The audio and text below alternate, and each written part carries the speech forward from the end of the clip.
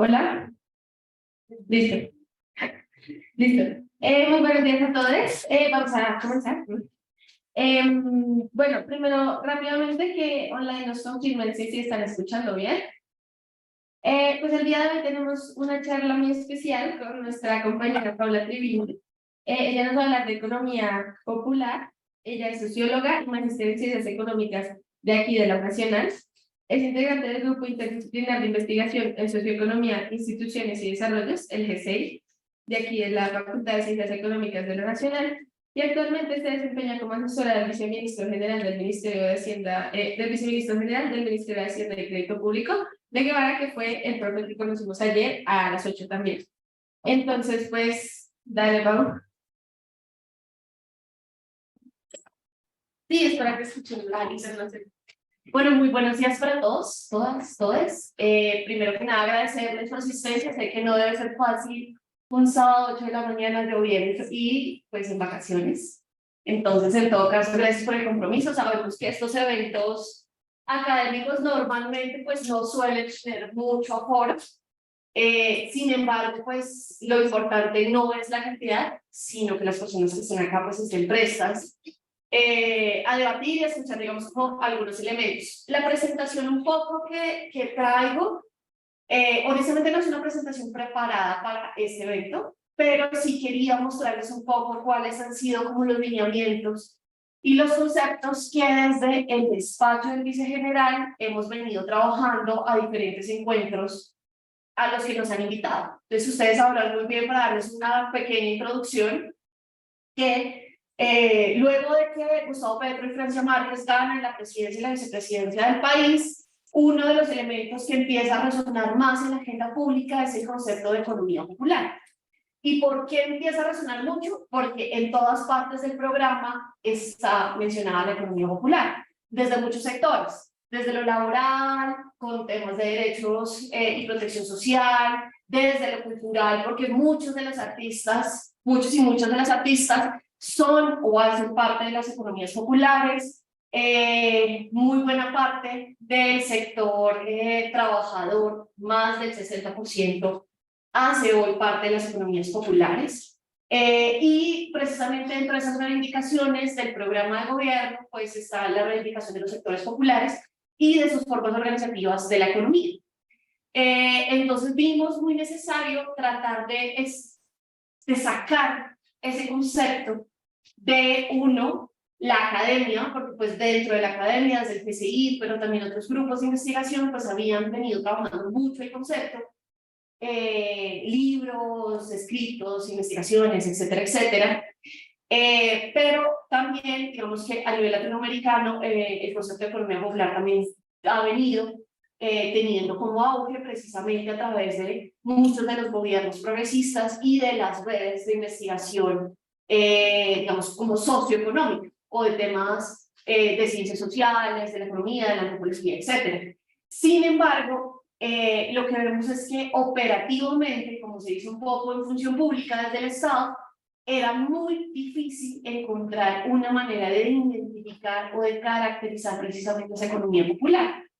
Entonces, el esfuerzo un poco que nosotros hacíamos, digamos, con esta presentación era llevar esos lineamientos y esos conceptos, más allá de definirles esto es, o esta persona es una economía popular, o hace parte de la economía popular, es cómo podemos empezar a entenderlos, cómo podemos empezar a conocerlos también, porque pues mucho de lo que nos dábamos cuenta era que precisamente cuando llegábamos con las cámaras de comercio y los informales, la gente que está en la pobreza, no sé, la gente que trabaja en ilegalidad. Entonces había una serie de ideas, de estigmas también, de preconceptos que alimentaban también esa manera en la que juzgábamos a ese sector o a ese sector poblacional que también, pues que tiene, como les digo, tiene que ver con lo laboral, también con los sectores populares, con las relaciones culturales, etcétera, etcétera. Entonces, ¿qué es un poco la economía popular? Ustedes van a encontrar, digamos que definiciones más o menos amplias de la economía popular. Si alguno ha leído aquí al profe César Giraldo en algunos de sus libros, los de economía popular, o los de política contemporánea, etcétera, etcétera, va a ver que muy probablemente el concepto explica algunas características, pero una definición como tal no está. Y es posiblemente que ustedes van a encontrar que muchos de los foros sobre economía popular van a hablar sobre el concepto. Entonces, lo primero que decir y tal vez advertir es: yo no traigo la definición concreta, sino nuevamente como unas características que nos permiten, porque esas definiciones de cierta manera también van a definir para qué. Hoy en el gobierno estamos en, digamos, como una encrucijada, que es definir o conceptualizar para definir a quiénes aplicar la política pública, quién es el sujeto de la política pública de economía popular. Entonces, habían tres elementos que yo consideraba que eran importantes, que uno debería tal vez tener en la cabeza en el momento de tratar de identificar o hablar de economías populares. La primera es que hay una relación explícita con el trabajo.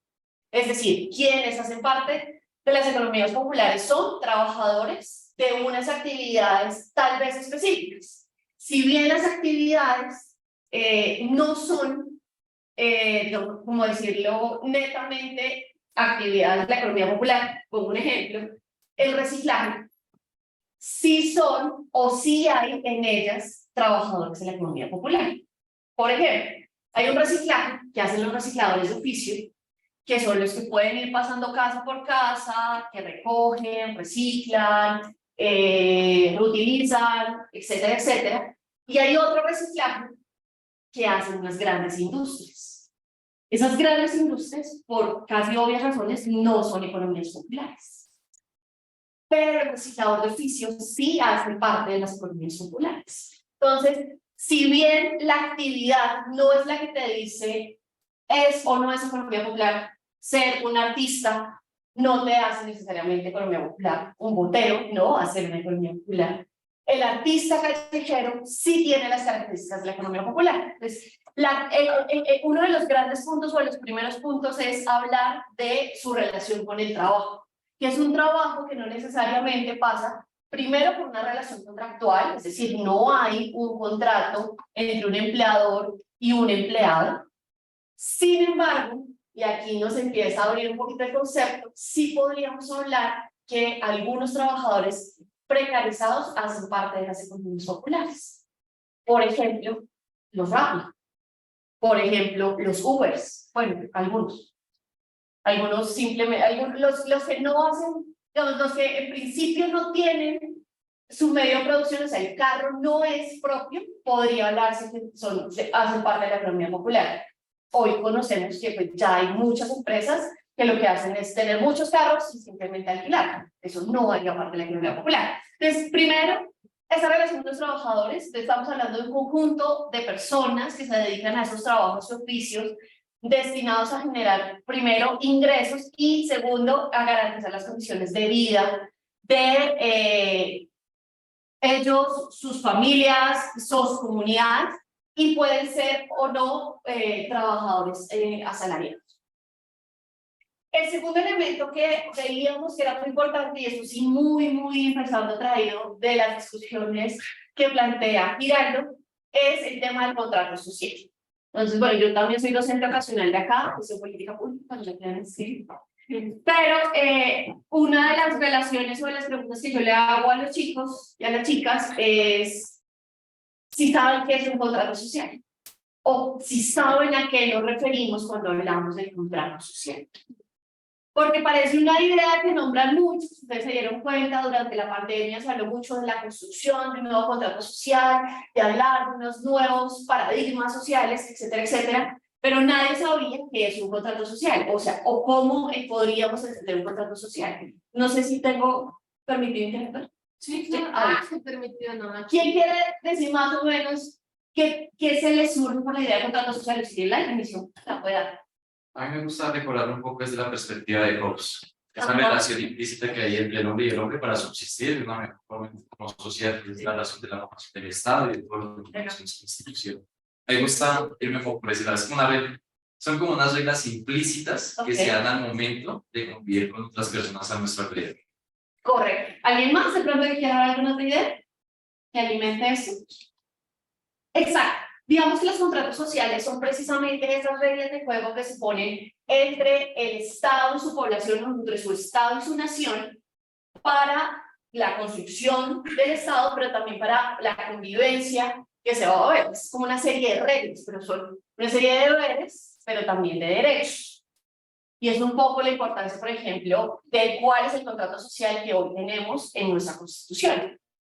Entonces, ¿qué estamos en nuestra Constitución? Un Estado social de derecho, ¿cierto?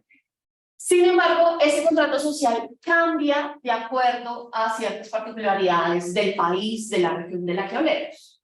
Cuando hablamos muy, por ejemplo, en Europa o en la Constitución del contrato social de Europa, pues vamos a ver una relación cerrada, por ejemplo, entre el Estado, el mercado y la familia. Entonces, básicamente, el Estado presta unos derechos, unas garantías muy seguramente liberales hacia más el tema de la defensa y la seguridad. El mercado provee unos bienes y unos servicios y las familias trabajan en el mercado para pagarle al Estado esa seguridad que le va a pedir a todos. Este es un contrato social más o menos cerrado. Sin embargo, Giraldo lo que pone en entredicho cuando hablamos de economía popular es que en sociedades latinoamericanas, donde precisamente la familia y el trabajador o la trabajadora no está necesariamente ligado al mercado mediante un contrato laboral o una relación contractual, pues ese contrato social no está cerrado. Es decir, queda roto. Y queda roto en la manera de que estas personas pues no reciben los beneficios propios que deberían tener de su relación con el mercado, que es principalmente el tema de seguridad social. Y ese es entonces una de los elementos que terminan siendo muy interesantes dentro de estas definiciones o características de la economía popular.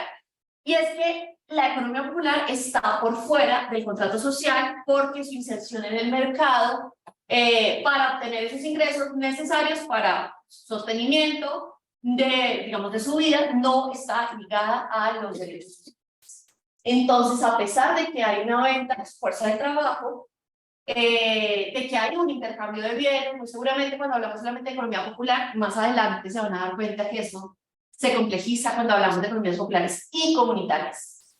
Que hay, digamos, una relación mercantil, esa relación mercantil pues no trae necesariamente, por ejemplo, los derechos. Entonces, ¿esos derechos cuáles son? Salud, pensión, seguridad laboral, licencias, etcétera, etcétera, etcétera. Por eso es que este tema también es muy interesante, por ejemplo, para quienes estudian Derecho, porque ahí hay una relación de cumplimiento de digamos, de las garantías de derecho. ¿Qué consideramos derechos y qué no? La salud se supone que es un derecho, el derecho a trabajar se supone que es un derecho, la pensión no es un derecho. Totalmente, digamos, para nosotros sí, para las formas como entendemos hoy el mercado no.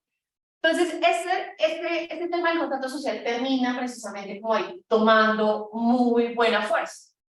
Lo último es que la economía popular, y sí muy desde la academia, es principalmente un enfoque.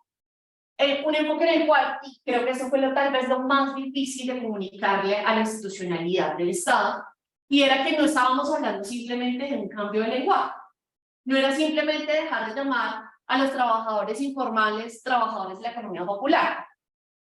Que si bien hay un discurso en el que se dice una forma de dignificar el trabajo informal, de llamarlos economía popular, no es solamente llamarlos economía popular. Es que hablar de economías populares o hablar de economía popular significa también una dignificación de la persona, pero también una manera de observar la realidad desde los sectores populares. Entonces, ¿cuál es la gran? ¿Qué entendemos un poco por esas diferencias? Y es que cuando se habla de informalidad, por ejemplo, ustedes se van a dar cuenta que la informalidad ha tenido diferentes formas de medición. Entonces, podemos tener una informalidad que pasa por la no cotización a seguridad social. Podemos tener una informalidad por la tal vez cotización como independiente de la seguridad social, pero un no registro mercantil, por ejemplo, o un no registro de su actividad económica. Y eso todo depende o fluye un poco desde la concepción propia de lo que entendemos por formalidad laboral o formalidad empresarial. Entonces, una de las cosas que nos dábamos cuenta es, claro, nos fijamos mucho en la economía popular y en escribir el concepto desde abajo, desde los sectores populares, pero había una cosa que también era necesaria cambiar en la institucionalidad y era cómo comprendíamos nosotros la formalidad. Porque si la formalidad pasaba por un documento, pues lo que nos dábamos cuenta es que más del 80% de la población muy seguramente no iba a tener la capacidad de adquirir ese documento o de tramitarlo por X o Y razón, porque no tiene un sitio fijo, porque los implementos que compra pueden no tener IVA, porque no trabaja en facturación, etcétera, etcétera, etcétera. Entonces, esa formalidad que se viene de la institucionalidad, pues dejaba por fuera precisamente a una muy buena parte de la población trabajadora. Entonces, digamos, hablar de economía popular también hace parte de un enfoque, y es precisamente la mirada de la subalternidad. Entonces, cuando ustedes vean o busquen temas sobre economía popular, se van a dar cuenta que más o menos hay varias formas de entender o de hablar de ello.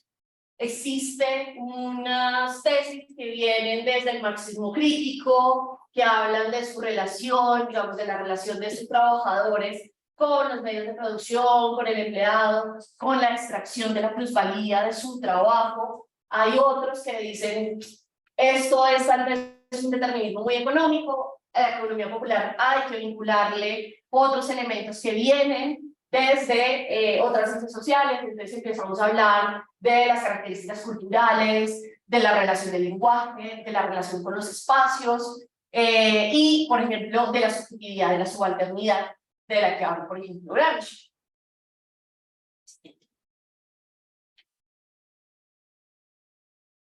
Entonces, hoy tenemos, y aunque fue difícil, más o menos un concepto de lo que son las economías populares en el gobierno, y es un concepto que queda hoy inscrito en la Ley 2294 de 2023, que es el Plan Nacional de Desarrollo de Colombia. Entonces, en el plan, en la página 105 dice, me voy a permitir leerlo porque es un concepto un poco complejo, largo más bien.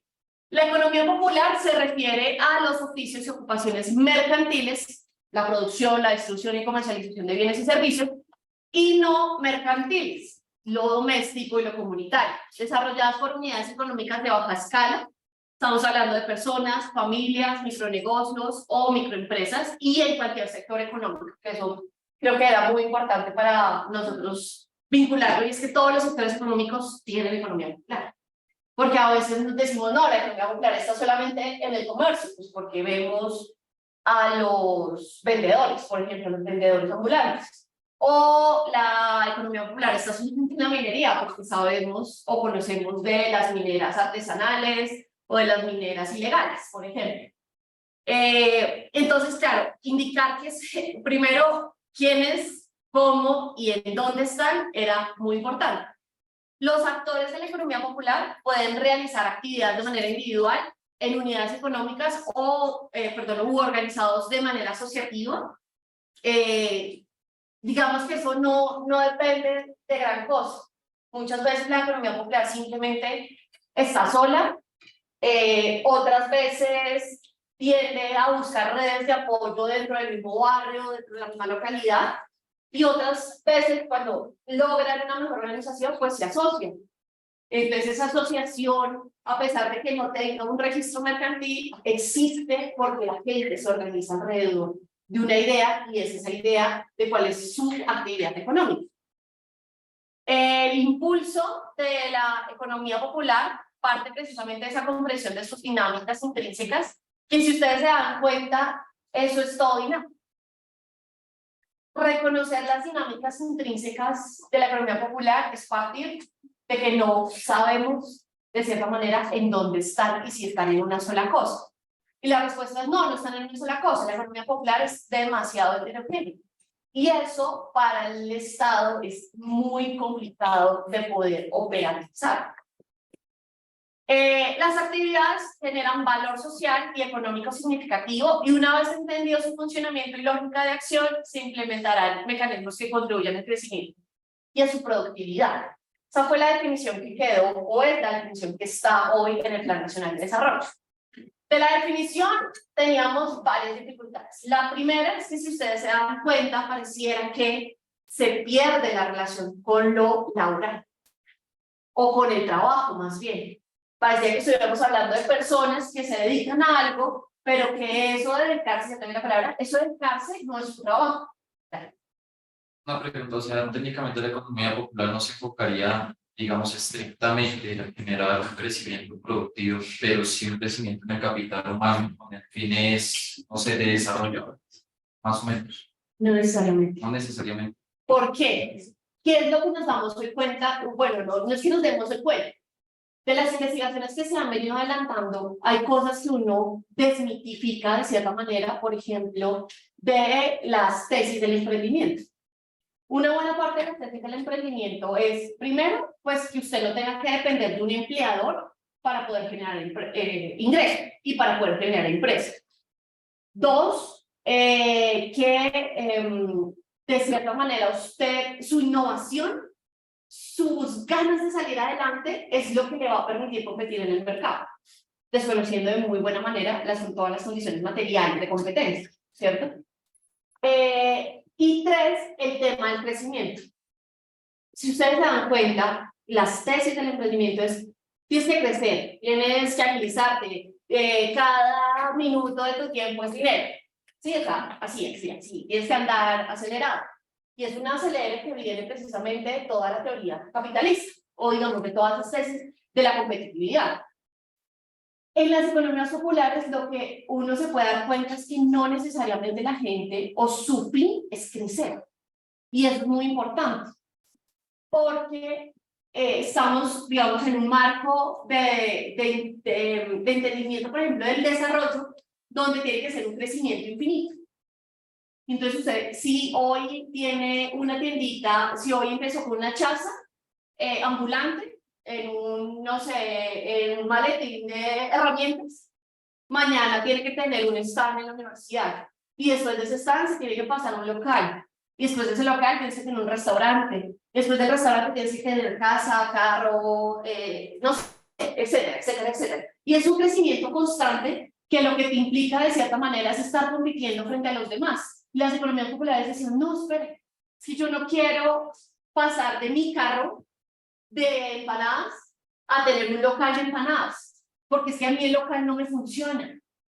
Tener un local me implica tener que pagar arriendos, tener que pagar un registro, tener que, por ejemplo, someterme a ciertas normas sanitarias, etcétera, etcétera, etcétera. Yo lo que quiero es que donde yo estoy me dejen trabajar. Y eso es una de las relaciones más importantes que uno empieza a entender por el tema de economía popular. Y la gran diferencia con el discurso del emprendimiento. Entonces, no es simplemente decirles, yo les doy capacitación para que usted tenga manejo sanitario de sus alimentos. No, es que, listo, yo ya sé cómo manejar productivamente, salubremente, digamos, mis alimentos. Yo lo que necesito no es eso, necesito de pronto es crédito para poder comprar más mercancía y producir más. Y al producir más, tal vez tener una ayuda. O necesito cambiar mis insumos. Entonces necesito ese crédito. Entonces, esta relación de crecimiento no es necesaria. Y la del capital social, si bien es importante, hay que tener cuidado con no caer en que toda la política social tiene que ser un acto de pedagogía. ¿Sí? ¿Qué es un acto de pedagogía? Y es que hoy todo lo que es política pública es, vamos a hacer talleres de educación, vamos a hacer talleres de socialización, vamos a enseñar no sé qué tal cosa. Mucha de la gente de la economía popular dice, yo ya sé hacerlo. Yo no necesito que usted me enseñe a coser, yo ya sé hacerlo. Llevo 20 años así. Yo necesito que usted me mejore las máquinas. No, yo necesito usted que le diga a mi empleador que me terceriza, que me pague lo que me tiene que pagar, que me cuide de mis riesgos laborales, que si aunque el lugar de trabajo sea mi casa, él tiene que responder si un accidente me pasa. Entonces, esa es la relación, digamos, o más bien la gran diferencia entre un discurso del emprendimiento y un enfoque de economía popular. Y yo no diría hoy que la economía popular todavía sea un discurso. Yo creo que le falta todavía algunas prácticas discursivas para terminar de hacer un discurso. ¿Alguna otra pregunta? No sé cuánto tiempo.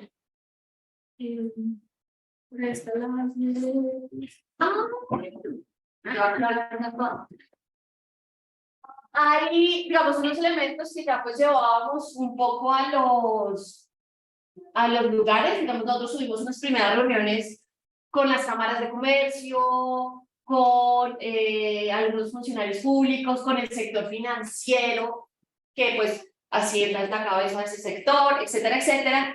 Y decíamos, bueno, lo primero es decirles en qué contexto más o menos nos encontramos. Y es que les poníamos, bueno, ¿cuál es la problemática? Para ellos, muy seguramente la problemática de la informalidad o de la economía popular es que no pagan tributos. Para nosotros la problemática de la economía popular es que hay un acceso a beneficios del contrato social. Entonces esas barreras de acceso pues generan, entre otras cosas, pues una serie de precarizaciones de su trabajo. El hecho de no tener salud, de no tener, por ejemplo, cómo cotizar a pensión, de no tener, por ejemplo, una manera de riesgos laborales, pues implicaba que cualquier cosa que le pasara al trabajador o a la trabajadora, pues lo tenía que asumir ella misma.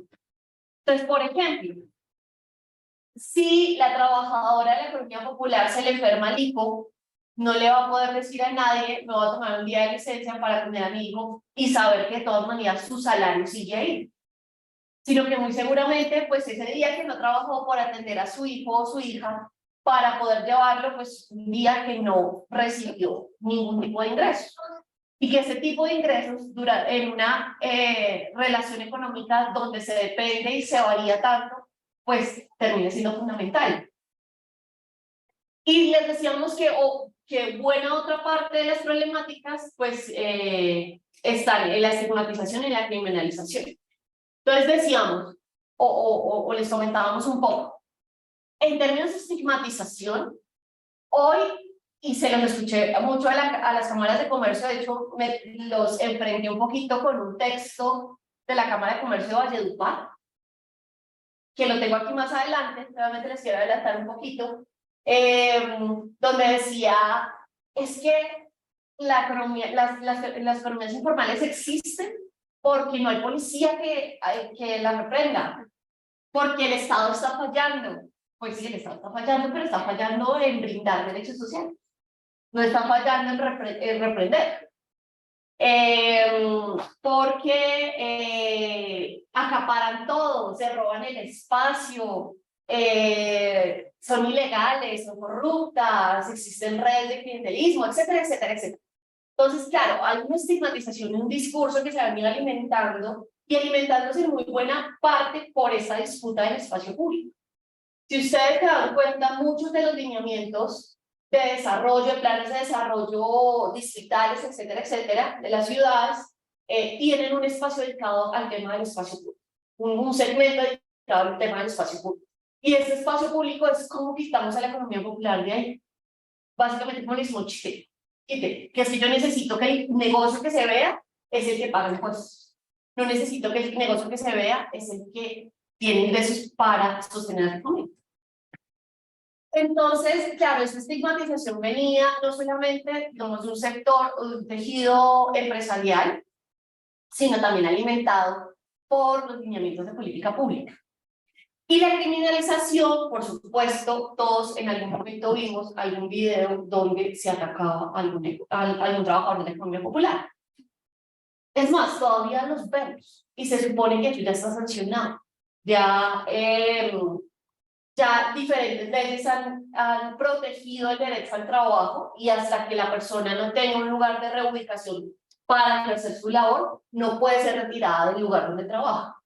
Pero aún hoy seguimos viendo, por ejemplo, esos abusos de la policía o de otras entidades de control, por ejemplo, que terminan generando, digamos, como conflictos, y una muy buena parte de esos conflictos es el conflicto por el espacio público. Entonces, esa criminalización hoy implica que, pues, por ejemplo, o antes, pues, les decomisaran la mercancía, les generaran multas, a muchos y muchas de ellas muy seguramente se los llevaron a una URI alguna vez, etcétera, etcétera. Y bueno, ¿y qué está pasando? Pues dentro de las economías populares y lo que nos permitía de cierta manera ver las investigaciones es que hay una captura ilegal de esas formas de trabajo que terminan sometiendo también a los trabajadores. Obviamente eso no es una idea de como emblanquecer de cierta manera a las economías populares, ¿sí? Es decir, todo es bueno, todo es paraíso, todo es bello, no, tampoco. Pero sí es cierto que dentro de dinámicas de precarización, donde no hay ciertas garantías de derechos, no solamente derechos de la protección social, sino otros derechos tan básicos como la seguridad o la defensa, pues es muy fácil que muchos grupos ilegales entren a capturar y a coaptar esas dinámicas. Y es muy difícil que usted, sabiendo que está o al frente de su casa o que el barrio la conoce, pues se ponga aletoso a decirle no a un grupo ilegal. Pues muy seguramente le van a poner una bomba, una granada, lo que sea en el puesto. Entonces, ese sometimiento de los trabajadores y las trabajadoras de las economías populares, pues genera asimismo que haya un espectro y una imagen de criminalización dentro del, digamos, del imaginario común. Y entonces nos imaginamos que, de cierta manera, todos los que tienen pues, hoy un puesto en el 20 de julio, pues hacen parte de esa red de captura y que estuvieron de acuerdo, digamos, como con su propia agencia, ¿sí? Tenemos esa captura de las formas ilegales. Lo otro es que tenemos, y vuelvo y lo repito, no voy a profundizar nuevamente en eso, pero es una ausencia de derechos sociales.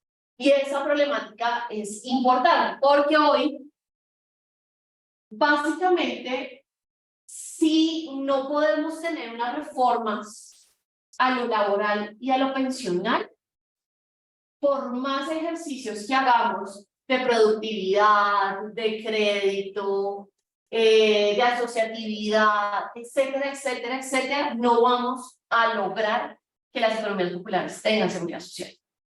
Porque precisamente el acuerdo social o el contrato social que hay explícito y que alguna vez lo dijo un exministro de Hacienda, es que aquí pues nadie se va a pensionar si no lo puede hacer.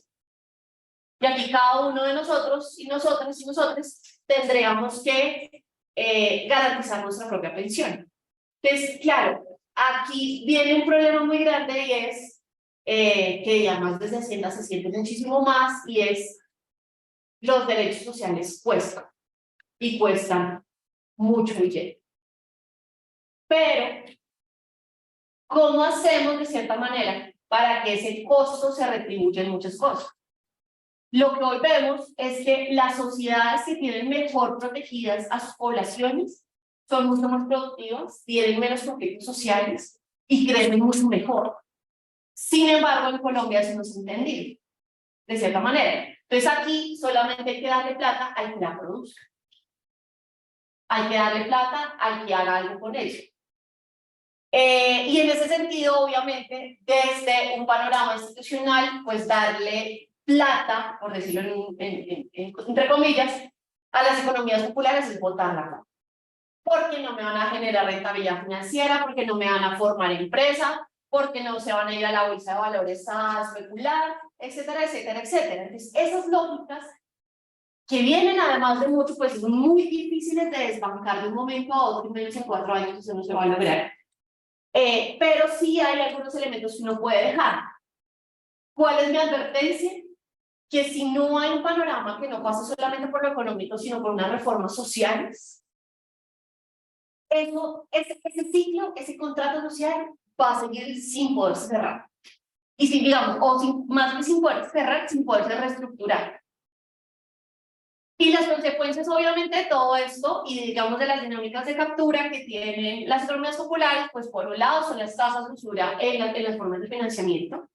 Entonces conocemos el gota a gota. Aquí alguien alguna vez, su familia tuvo que acceder a un gota a gota. Por allá, ¿nos pueden contar algo? Más o menos cuánto les cobraban, cuánto pidieron prestado y cuánto tuvieron que devolver.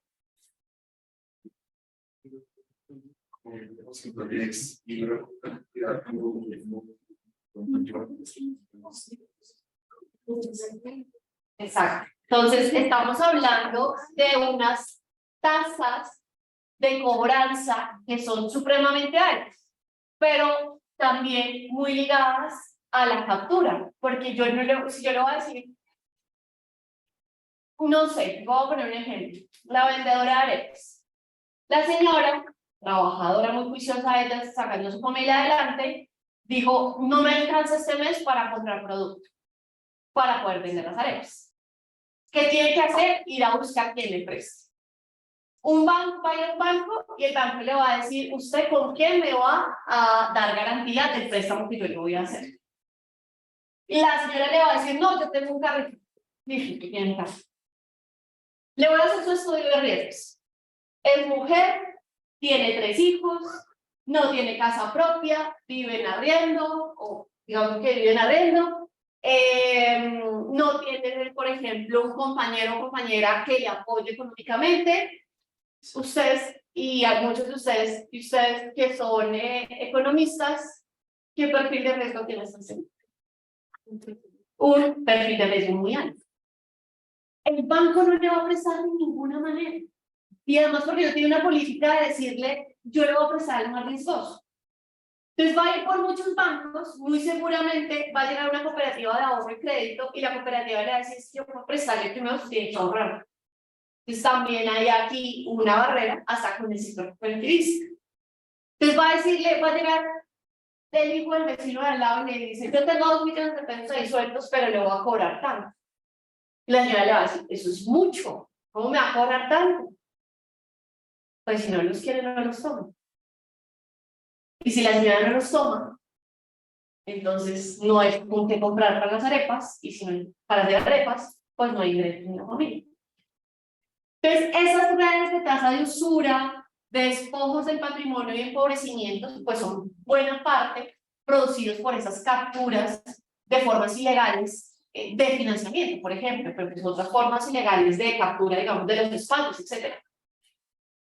Y además, digamos que todas esas situaciones pues producen una situación de conflicto que si bien digamos que en las economías populares desde una mirada más económica no se tienen en cuenta, desde una mirada más sociológica son muy importantes. Yo soy sociólogo. Y es, por ejemplo, claro, en el momento en que yo accedo precisamente a ese crédito, perdón, a ese gota a gota, que es un crédito, es un gota a gota, y a ese préstamo ilegal, voy a entrar también en una serie de conflictos. Y una serie de conflictos que pasan por cuáles. El conflicto con el que me prestó el gota a gota. El conflicto, por ejemplo, al interior de la familia, porque pues, yo voy a estar pensando en cómo pagar el gota a gota en vez de cómo suministrar, digamos, necesidades básicas dentro del hogar. Y esas necesidades, digamos, esa falta, esa priorización hacia el gota a gota y, por ejemplo, no las necesidades, pues lo que me va a implicar a mí es que mi familia también crezca con conflictos. Dice un dicho, ¿cómo es? Donde entra la pobreza sale el amor, una cosa así. Y es que realmente las condiciones materiales de pobreza, pues, aunque no son, digamos, la pobreza no es exclusiva de conflictos de la familia, sí es un factor que origina conflictos y conflictos que tienden a ser muy violentos. Pero más allá del conflicto que puede tener la economía, los trabajadores y las trabajadoras de la economía popular con esos prestamistas, con su familia, pues también hay una serie de conflictos por esa disputa del espacio público, lo que les comentaba. Entonces hay una situación de conflicto con el empresario, con el tendero, con el que barre la calle, con el que necesita poner otro puesto, con la policía, con las instituciones. Y una de las que a mí me parece muy interesante y creo que es de las que nos toca empezar a debatir muy fuertemente y es un conflicto con el ICBF. Había un elemento que yo les decía que me parece muy importante y es que ya hay otras culturas y otros países que se están empezando a debatir, que esto va a ser muy polémico, su trabajo infantil. Por lo siguiente, en las economías populares muy seguramente la relación de la economía está en familia. Entonces, el hijo o la hija muy seguramente le ayuda a sacar el carro, le ayuda a empacar, le ayuda a hacer, etcétera, etcétera, etcétera. Eso desde una vista institucional es trabajo infantil. Y mucho del miedo que tiene la economía popular a ser caracterizada es que detrás del DANI llegue la DIAN, el ICBF y y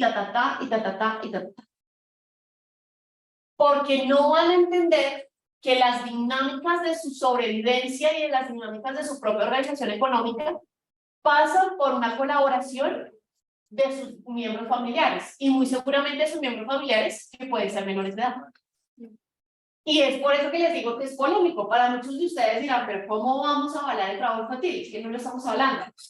Es que estamos diciendo que hay unas dinámicas que hoy existen y que hay que empezar a comprender de una manera diferente a la que nos viene de entidades multilaterales. Pues porque digamos que este tratado de trabajo infantil viene muy pues precisamente, por ejemplo, por la UTE.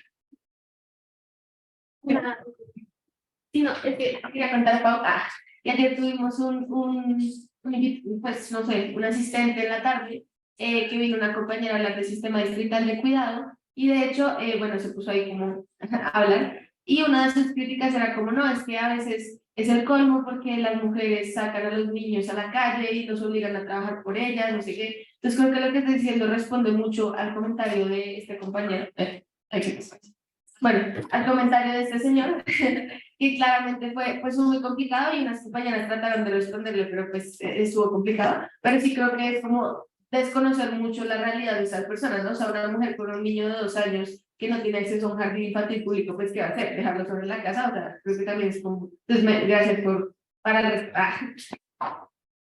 No, y a mí me parece importante porque esas son discusiones que no hemos empezado a dar. O sea, Colombia está muy atrasado en empezar a dar esas discusiones frente a países como Ecuador, Bolivia y Argentina, donde ya hay un panorama, digamos, en el que dice, oiga, yo no puedo criminalizar a esta mujer por dejarle a su hijo de 2 años a una niña de 10 o de 12 años. Porque es que si ella no hace eso, ¿cómo va a salir a trabajar para alimentar a esos mismos niños? Y no nos vamos a poner acá con un debate de eutanasia y otras cosas sobre por qué los pobres no deben tener hijos. Porque no quiero entrar en esos debates, porque me pongo agresiva. Pero sí es muy cierto que lo que hoy existe en la institucionalidad y que de cierta manera estamos haciendo o tratando de cambiar es precisamente la comprensión de estos sectores. Y es que yo no puedo llegar a decirle al sector todo lo que usted está haciendo lo hace mal, porque no estoy entendiendo precisamente que esas dinámicas son por un elemento básico que es sobrevivir. Una participación en lo que agregar. ¿Me recuerdas un poco? Duro o si quieres usar el micrófono. Es que las compras virtuales están con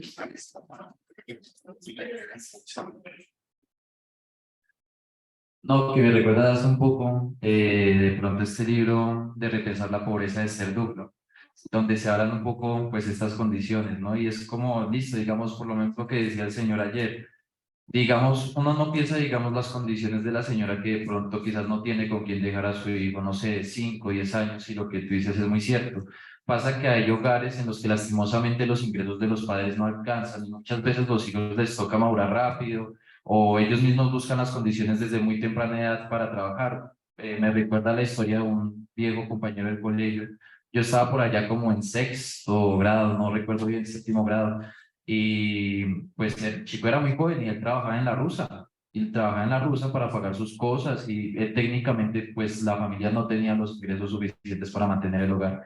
Entonces, como repensar un poco cómo desde el gobierno se pueden mejorar estas condiciones para ofrecerles por lo menos las mínimas condiciones dignas a estas personas con el fin de que puedan tener una vida, yo creo que mínimamente con lo necesario, ¿no? Sí, y que pues estas condiciones, como tú dices, quizás de explotación, porque yo creo que eso es un tipo como de explotación laboral que se da dentro del sistema, pero es implícita. No es como que llega una persona y somete a estas personas, sino que no hay una distribución correcta de los ingresos en la sociedad que facilite que las personas puedan tener las condiciones pues mínimas para poder, no sé, potenciar sus capacidades productivas, ¿no? Era eso. ¿Alguien más quiere hacer? No, es que también las experiencias, por ejemplo, me recuerda mucho a un libro que es Economías Populares y Socialismo desde abajo, me parece, que muestra un poco como los piqueteros argentinos y hace como una reflexión en torno a eso. Los piqueteros dicen como, no, nosotros ya no caemos en la teoría del riesgo, o creemos que nosotros somos un producto de la falta de redistributiva.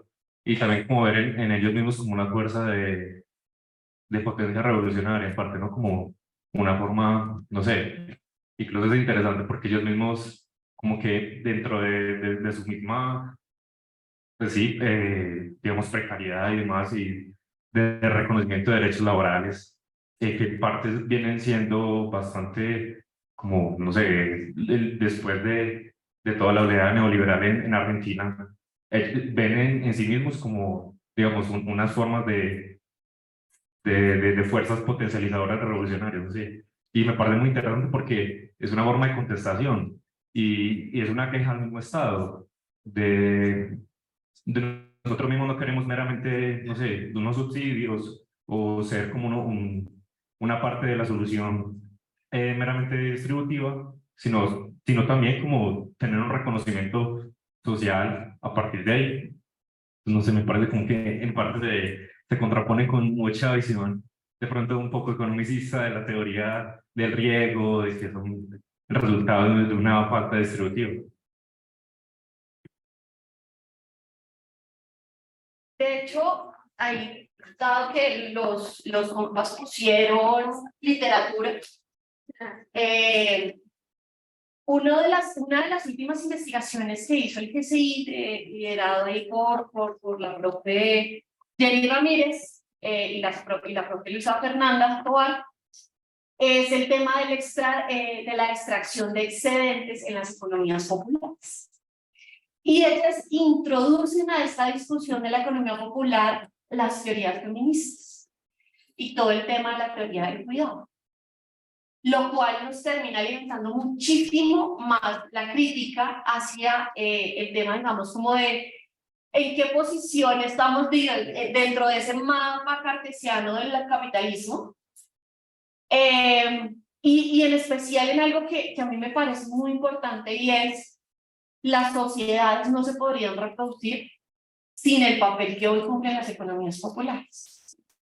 Y especialmente entre las economías populares, las economías del cuidado. Entonces, esa tesis, introducir la tesis de la reproducción social en el enfoque de la economía popular, nos permite dar cuenta de esa extracción de excedentes. Entonces, por ejemplo, ¿qué puede ser una extracción de excedentes? Que todo el trabajo que yo realizo en la casa para cuidar a hijos, mantener la casa, hacer comida, etcétera, etcétera, etcétera, es trabajo. Pero como es trabajo no remunerado, hay alguien que sí está extrayendo un valor de eso que yo estoy trabajando. ¿Quién está extrayendo ese valor? La sociedad.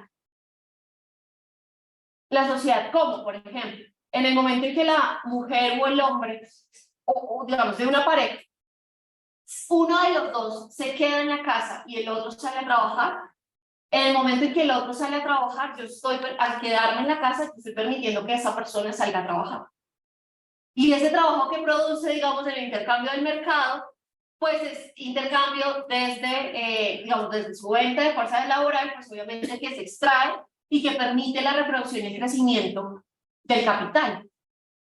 Y esos elementos a mí me parece que son claves hoy en la discusión, especialmente cuando nos estamos pensando en un sistema nacional de cuidado, que es uno de los elementos más importantes. Y es que hoy no necesito simplemente que me pongas una guardería al lado para que me cuide a los niños. Hoy yo necesito que reconozcas que lo que yo hago en la casa debería ser remunerado. Que el trabajo que yo produzco al cuidar a abuelos, digamos, ancianos, niños, personas con discapacidad, los animales, el ambiente, que lo hago sin cobrar un peso, pero permite que la sociedad se esté reproduciendo. Y que de cierta manera el fin del Estado moderno es hacer que la sociedad viva, que la sociedad se reproduzca. Su fin, de cierta manera, es permitir que esa sociedad siga adelante, que crezca, que progrese, etcétera, etcétera. Pero ese progreso, que se lo toma muy a pecho muchos empresarios que dicen es que este país no sería nada sin mí, pues está solventado sobre una base de trabajadores que día a día suministran un montón de bienes y servicios, de cuidados, de solidaridades, de elementos que el mercado no está dispuesto a pagar porque no está dispuesto a pagar por el valor de trabajo de esa persona. Entonces le decía yo, no me acuerdo en dónde había ido, pero era muy al norte, y yo les decía, vean, es muy chistoso porque salimos todos y todos son como a comprarle a la señora de las empanadas y las arepas. Además, pues ya obviamente las conocen. Y cuando volvimos, eso fue en Boyacá, cuando volvimos, yo les dije, vean, si se dan cuenta, si esa persona no estuviera ahí haciendo el trabajo que está haciendo, ustedes muy seguramente tendrán que ir a un lugar más lejano o más costoso para poder comprar un producto y tener su almuerzo o las once o lo que sea, o hasta para consumir el cigarrito que se fuman todos los días. El papel de la economía popular también está en que es mucho más cercana a las necesidades de la gente. La economía popular es más, tiene la habilidad de identificar más fácil qué es lo que se necesita en el mercado, digamos. Entonces ellos saben que si hay un paradero de alimentador y que todas las mañanas, desde las 5 hasta las 7 de la mañana, sale la gente a pagar, ¿qué ponen al lado del paradero? Un puesto de jugos, un puesto de tintos, un puesto de cigarros. Y así pasa con un montón de cosas. Entonces, por ejemplo, a ver, ¿qué otro ejemplo se me puede ocurrir? Hay un ejemplo que a mí me parece más bien triste, que es, digamos, como un ejemplo de cuando las economías populares caen en las dinámicas del capitalismo, o digamos, caen totalmente en las dinámicas del capitalismo. Hace unos meses estuve en Cartagena, no paseando, por mi desgracia, sino hablando también de estos temas de economía popular, y sentado con un amigo que es historiador, me comentaba que, por ejemplo, se me olvidó el nombre de estas mujeres, las palenqueras, muchas gracias. Las palenqueras que muy tradicionalmente vendían sus productos, digamos sus frutas y demás, pues ya no las venden porque el turismo que se trajo o la relación del mercado del turismo, pues lo que hoy produce es que para ellas sea mucho más rentable tomarse una foto que seguir haciendo su trabajo tradicional. Entonces, dentro de las economías populares, pues también existe una exotización. Y eso es lo que hay que tener también cuidado cuando uno es investigador. Que bueno, eso se sale un poquito del tema de función pública, pero es esa extracción de saberes también. Y esa exotización del otro. Entonces, a la economía popular, obviamente, todos los funcionarios van a llegar a exotizar. Entonces, hay una exotización, por ejemplo, cuando hablamos del financiamiento, que es una pelea que hemos tenido fuerte con el tema de la estrategia de inclusión financiera, y es que hay una exotización de quién es el que tiene que recibir crédito.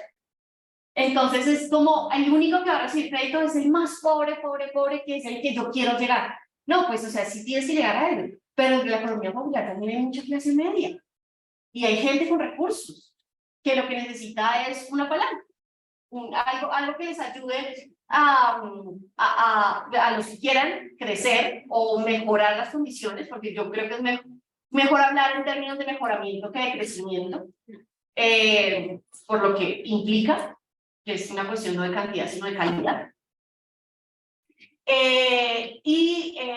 Claro, esta dinámica lo que termina haciendo con esas mujeres que son economía popular es cambiando su ejercicio tradicional de economía, que era su venta en su vasija, por una relación que depende exclusivamente de las rentas extranjeras, que son las rentas de los turistas.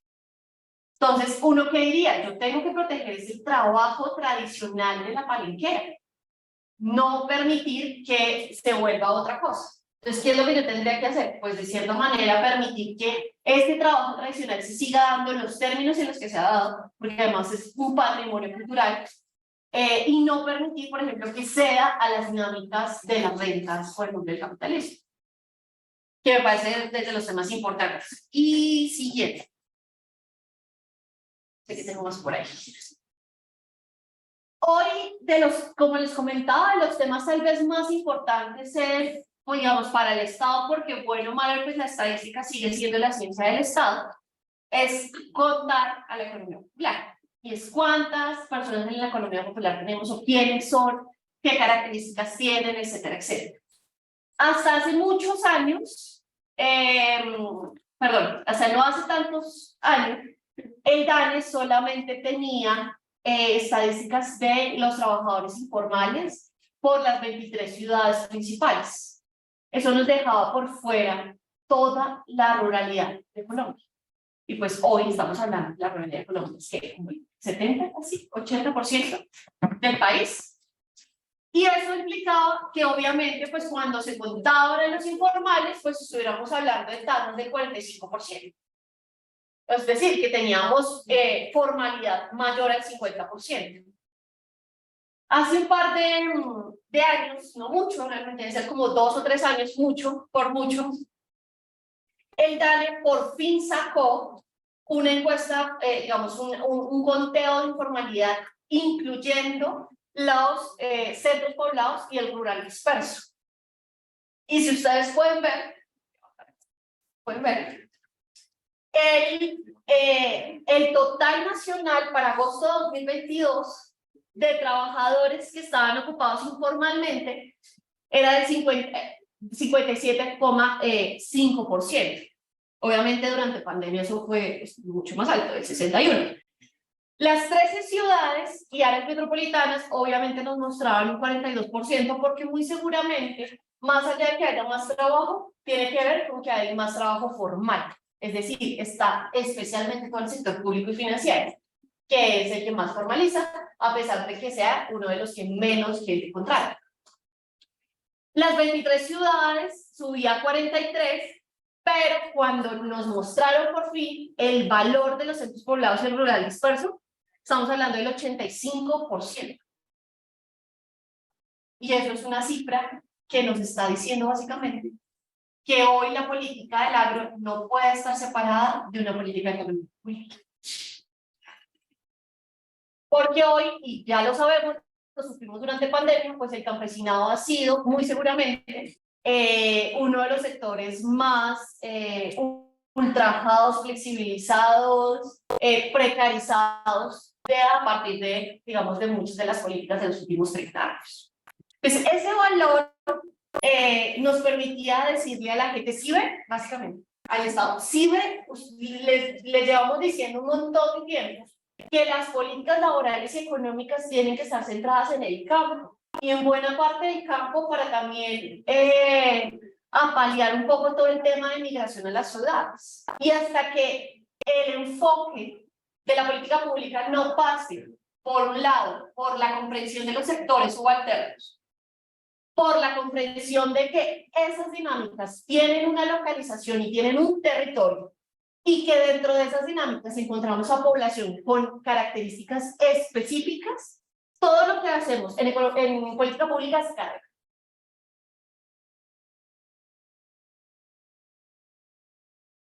Bueno, aquí había un tema de sectores, de los sectores en los que principalmente se encuentra ubicadas esas personas que trabajan ocupadas o que están ocupadas informalmente. Obviamente aquí estamos hablando que no está contado todas las personas que están desempleadas o que cuentan como desempleadas, ¿no? Que también muchas de ellas, aunque estén desempleadas, se dedican a la economía popular. Principalmente y obviamente agricultura, ganadería, caza, silvicultura y pesca. Tiene mucho en relación con lo que acabamos de ver anteriormente, y es que sea la ruralidad donde se encuentren los ocupados informales más altos. Alojamientos y servicios de comida, actividades artísticas, entretenimiento, recreación y otras actividades de servicios. En la tercera, la construcción. Le sigue transporte, comercio y reparación de vehículos. Ahí hay unas varias. Y las de abajo hacia arriba, que son las que digamos que también generan cierto interés, es por ejemplo las actividades financieras y de seguros, que hoy sabemos que es el sector que más crece en la economía, pero ni que menos gente contrata. Y administración pública, defensa, educación y atención a la salud, que eso es básicamente servicios, Estado y servicios públicos. Que es curioso, tiene gente ocupada informalmente, aunque sea poquita, pero tiene gente ocupada informalmente.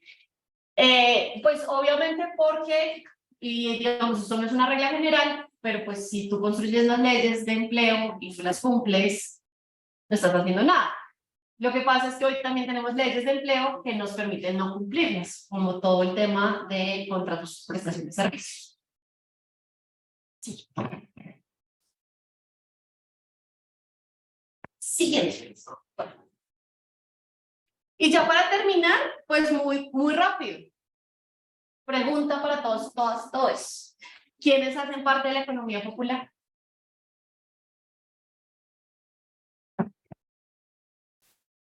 ¿Tú haces parte de la economía popular o quieres decir algo?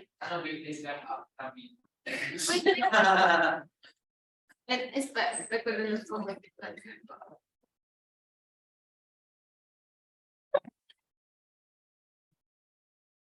Si quieres acá para la cámara. Bueno.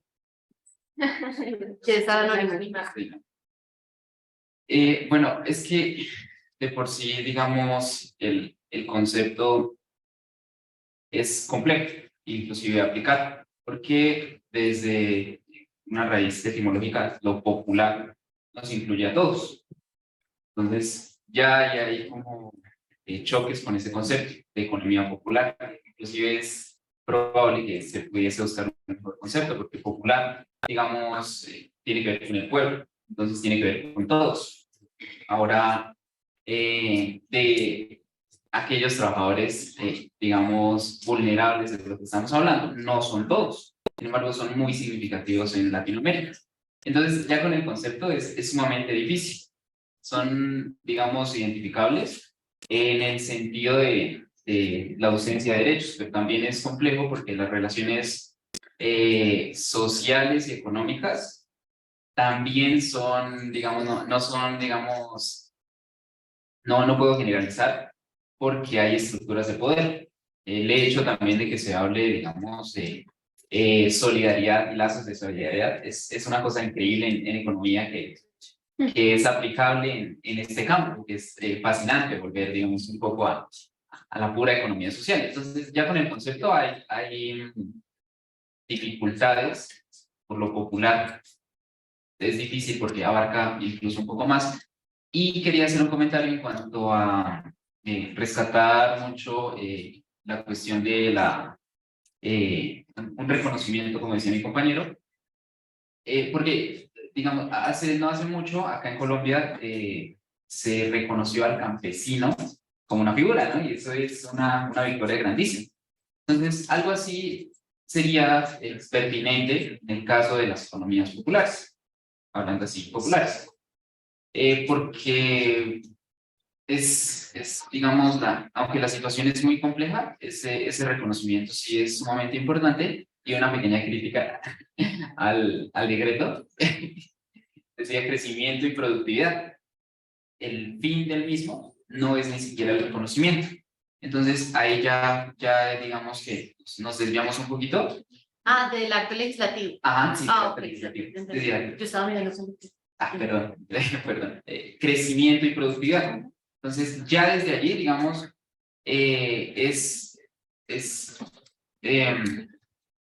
aún no, siguiendo ese objetivo, no tendríamos una seguridad para el trabajador. ¿Alguien más? Sí. Uy, bien.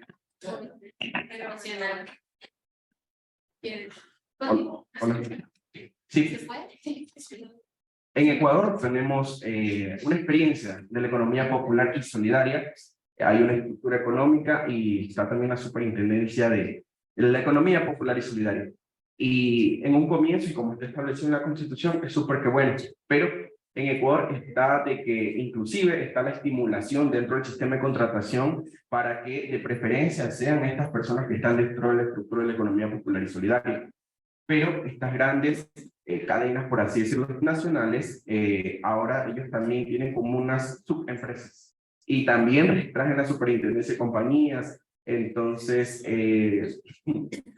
analizar esta situación, pero el sentido como tal y la estimulación que le dan en algunas partes y en su comienzo, sí, muy bueno, inclusive con lo que percibían de los bonos, la clase media baja, se formaban grupos, por ejemplo, de uniformes escolares. El gobierno de Rafael Correa en su comienzo los contratos eran para estas personas que hacían con sus bonos el tema de los uniformes escolares, después desayunos y todo muy bien, hasta el 2014-15. Ya de ahí para allá, pues ya se comenzó eso, las grandes empresas vieron esa situación y ellos se introducieron dentro de la economía popular y solidaria. Y en la actualidad, inclusive para el tema de los préstamos dentro del sistema, dentro de nuestro sistema, también tenemos el Ban Ecuador, está absorbido bien. Entonces tampoco hay como que un Estado o un gobierno que haga respetar esta situación o que estimule el tema de la economía popular y solidaria y está ahí, pero, o sea, es bueno, pero en Ecuador tenemos la experiencia de estas empresas nacionales que se han insertado allí y los han hecho un costado, entonces, es eso, la experiencia de Ecuador. Yo creo que no nos alcanza tan más falta. No sé. Sí, lo tengo para acercarse un poquito. Hola, primeramente quisiera agradecerle, la charla ha sido muy informativa y tengo un par de preguntas. No, pero me las está memorizando.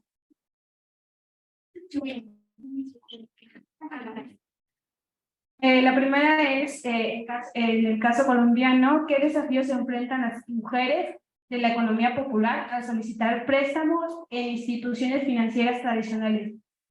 Pues debido a la informalidad que ellas puedan tener o a sus ingresos. También me pregunto cómo influye la ausencia del historial crediticio en las mujeres al solicitar obtener créditos y pues ellas están dentro de la economía popular. También me pregunto si esto cambia a nivel ciudad, a nivel localidad, bueno, en el caso de localidad no sé cómo se llama, no lo sé, y pues Listo.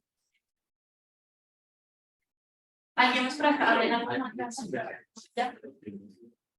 El autónomo se escoger. Sí, pues yo tengo dos preguntas un poquito puntuales. ¿Cuál es el objetivo de política económica? O sea, entiendo que la caracterización y el reconocimiento social de todas estas labores y trabajos es muy importante, pero pues en otras charlas que he estado de economía popular, creo que como que ese objetivo de política no me ha quedado muy claro. O sea, ¿qué busca el Estado aparte de ese reconocimiento social? Y pues cuál es el papel que jugarían en esa, como en esa, un poco, no sé si llamarlo solución, pero como en ese, sí, llamémoslo solución. En esa, o sea, ¿cuál es el papel que jugarían las organizaciones y las asociaciones, por ejemplo, de recicladores, de vendedores ambulantes, entre otros? Ya, sería eso.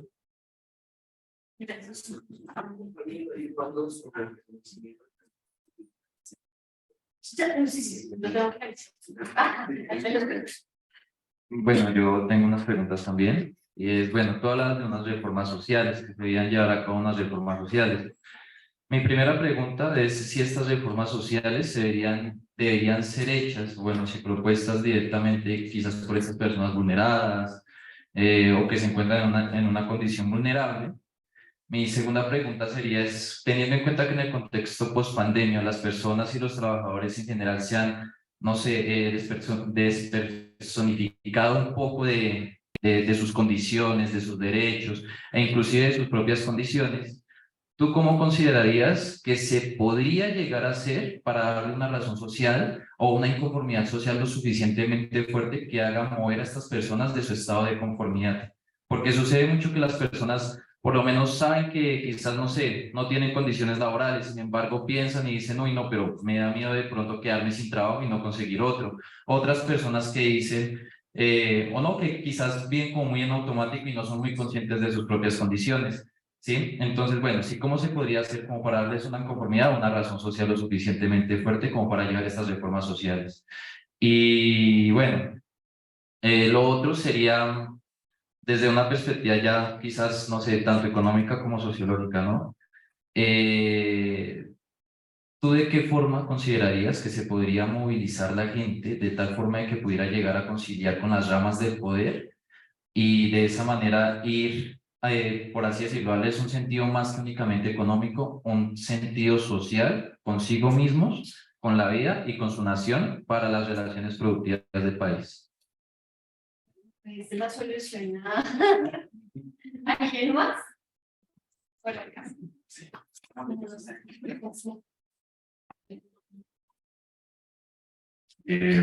Bueno, sí, mi pregunta es como que, como si no se ve, por ejemplo, como una necesidad el que esta llega a estructurar en, valga la redundancia, estructuras que permiten mayor estabilidad, ¿no? O una sostenibilidad. Por ejemplo, mediante, como el consumo, cuestiones de consumo, cooperativas de consumo, clubes de compra, etcétera.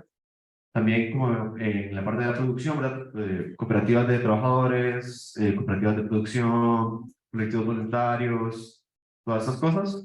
Hasta en la parte de finanzas, inclusive como uniones de crédito, como esto de préstamos, como este peer-to-peer, ¿no? O sea, como de unos a otros, entre varias partes. También como intercambio alternativo, como todo esto del comercio justo, bancos de tiempo, ese tipo como de herramientas que ya están, por ejemplo, en la economía solidaria, como que tienen sus instituciones, organizaciones ahí, modelos, digamos, que pueden tomar formas específicas adecuadas al contexto sociocultural y geográfico y las necesidades locales.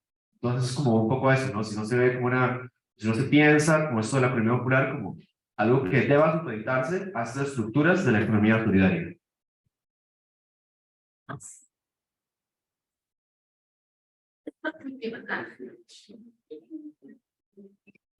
Bueno, buenos días.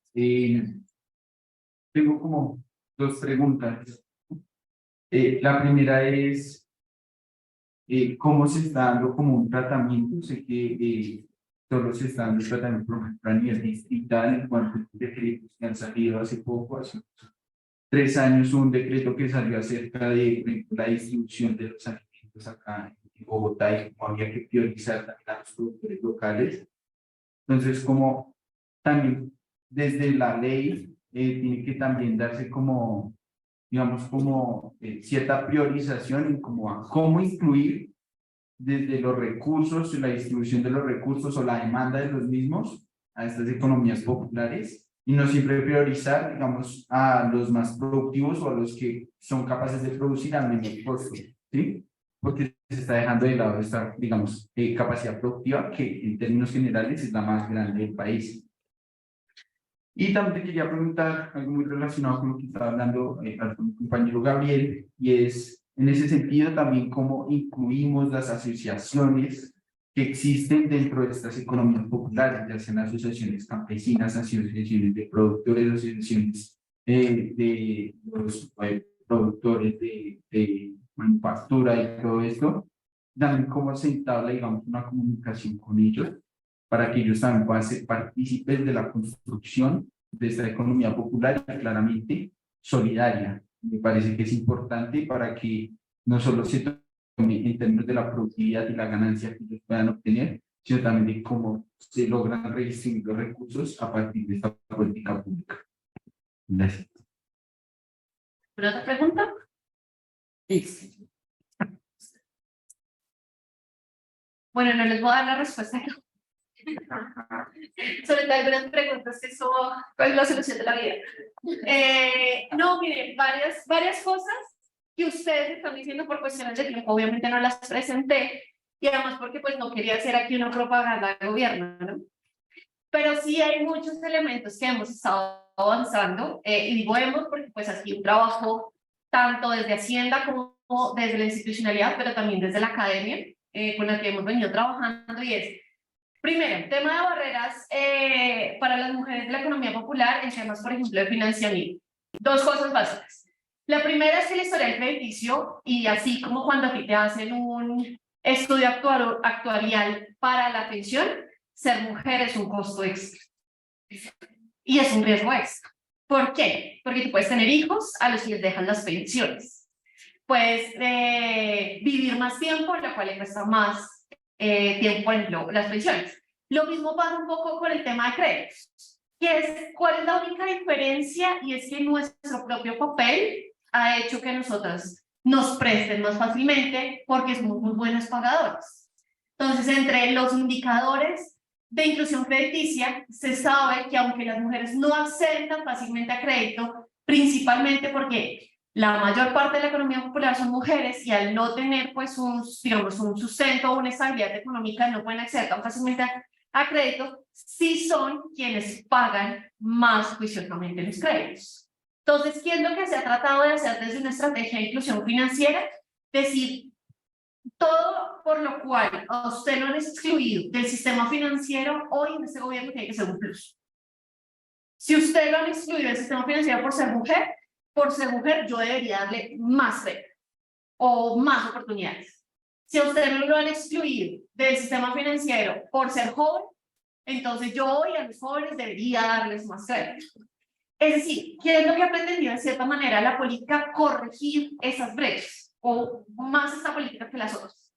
Esta política, digamos, este gobierno o desde las estrategias de inclusión financiera ha sido un poco eso. De hecho, me daba mucha risa porque en la estrategia de inclusión financiera, como el día anterior del lanzamiento, yo les dije, venga, pero esa presentación no tiene por ningún lado la palabra mujer. ¿Dónde está? Me estás hablando de agro, me hablas de minería, me hablas de microcréditos, me hablas de un montón de cosas. ¿Dónde está el enfoque? Y es muy chistoso porque si ustedes van alguna vez a la página de Banca de las Oportunidades y ven la presentación de la estrategia de inclusión financiera, abajo dice enfoque de género. Y esa fue su manera de incluir el enfoque de género dentro de la inclusión financiera. ¿Cuál es el problema? Y un poco eso responde a lo demás.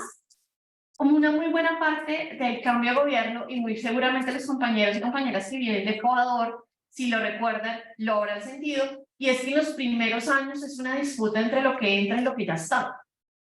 Entonces es muy difícil llegar a alterar todas las estructuras de una y sobre todo las estructuras de sentido que tienen los funcionarios para poder lograr que esos elementos o lineamientos que uno tiene realmente se inserten en las políticas públicas. Y más, por ejemplo, uno que es un simple asesor que no tiene ninguna manera de ordenar ciertas cosas o de dar lineamientos generales. Entonces, digamos que en términos de mujeres, hoy esa es como la gran característica que tenemos. Esperaría uno que con lo que se está tratando de hacer mejoren algunas condiciones, especialmente de acceso a crédito, más que las condiciones propias del pago, porque realmente están bien. O sea, esos niveles de riesgo son bajos. Pero en el estudio de riesgo, o sea, no es el nivel de riesgo que sea bajo, el nivel de siniestralidad de los créditos son bajos y los niveles de mora son bajos, pero los niveles de riesgo siguen siendo altos por todas las dinámicas que nos implica ser mujeres. El hecho de que en cualquier momento pues no podemos seguir trabajando, sino que nos toca quedarnos, por ejemplo, en el hogar, que era una de las cosas que a mí me parecía más tristes de la pandemia. Y es que en el momento en que todos salimos así despedidos del mercado laboral formal, cuando se empezó a retomar y las personas empezaron a regresar, pues muy seguramente en el mercado no había oferta para 2 personas. Y en una familia, digamos, hombre-mujer, quien finalmente decidió ir a trabajar y en la que se decidió quedarse en la casa, pues el hombre salió a trabajar y la mujer regresó a la casa. Lo más triste para mí de la pandemia fue que una de las grandes luchas del feminismo hacia que las mujeres tuviéramos mayor participación en el mercado laboral se retrocedió inmensamente. Porque al no haber tanto espacio en el mercado laboral, pues nosotros nos tocó, pues en la decisión de quién va a trabajar y quién se queda en la casa, en una familia tradicional se va a quedar la mujer. Muy seguramente va a volver la mujer a la casa. Y eso fue, digamos, una de las cosas que a mí personalmente me parecieron más duras de la pandemia. Si cambian en términos de ciudad, localidades y regiones, por supuesto, el territorio tiene mucho que ver en todas las dinámicas. O sea, la pregunta no es si tiene que ver que esté en una localidad, en un territorio, en una región, en un país diferente, sino cómo. Entonces, por ejemplo, la situación de Bolivia en sus economías populares frente a la de Colombia es diferente por las características de su población étnica, por las características de todo su sistema agrario, etcétera, etcétera, frente a las características de Colombia. Entonces, siempre va a haber, digamos, siempre el territorio va a ser un factor primordial en cualquier tipo de estudio que uno haga. ¿Cuál es el objetivo de la política económica? Varios. Y aquí hablo un poco del tema del acto legislativo de campesinado sujeto de derechos. Entonces, ¿qué pasó? Hace muchos años, varias legislaturas, se presentó un proyecto de ley de acto legislativo que reconocía al campesinado como sujeto especial de derecho. Eso implicaba que es un sujeto de especial protección constitucional. Y eso implicaba, al ser un sujeto de especial protección constitucional, que el Estado tuviera que tener unas dinámicas propias con esos sujetos, como lo son la población LGBTIQ, como lo son los niños, niñas y adolescentes, como lo son la población adulta mayor. El gran problema que tuvo en su momento acto legislativo, como hoy lo tiene la economía popular, es defíname quién es un campesino. Entonces, claro, venía todo el tema del relacionamiento con la tierra, de una historia tradicional allí, de unos temas productivos, etcétera, etcétera, etcétera, que es hoy también el problema, la dificultad que tenemos hoy también con la economía popular, como para contarle un poco. ¿Qué pasó? Que este gobierno volvió y sacó el acto legislativo y ahora sí se aprobó, y eso cambia la Constitución, introduce al campesinado como sujeto especial de derecho, lo que implica que todas las instituciones tienen que tener una política especial hacia esa persona. Con la economía popular nos queda muy difícil, porque con la economía popular, a pesar que dentro de la economía popular tenemos sujetos de especial protección, porque tenemos niñas, niños, jóvenes, adultos mayores, población LGBT y Cuba, tenemos mujeres, personas en condición de discapacidad, etcétera, etcétera, etcétera, pues uno, ya están incluidos, digamos, como en la protección. Y dos, pues muy seguramente mucha de la economía popular, aunque pueda estar en una inestabilidad y una precarización, no necesariamente estaríamos hablando de una vulnerabilidad, que es diferente. ¿Por qué? Porque una de las principales cosas que nosotros queremos desligar es que hay una relación entre economía popular y pobreza. Es decir, no es una relación intrínseca.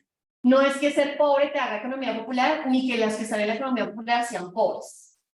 Sí hay una relación por todo el tema de precarización, de extracción de excedentes y demás, pero no es una relación que sea intrínseca. Entonces, digamos que hacer algo parecido para un reconocimiento, pues termina siendo muy difícil en ese, digamos como que en ese sentido. Y entonces, claro, el objetivo de la política económica, entonces, aparte del reconocimiento, porque yo les decía, no es simplemente que yo ya deje de llamarles informales y les diga populares, sino que tiene que ver, y aquí me disculpo un poco con el compañero porque su pregunta es por el objetivo de la política económica, pero yo le digo es que aquí el objetivo no es una política económica, aquí el objetivo es una política socioeconómica.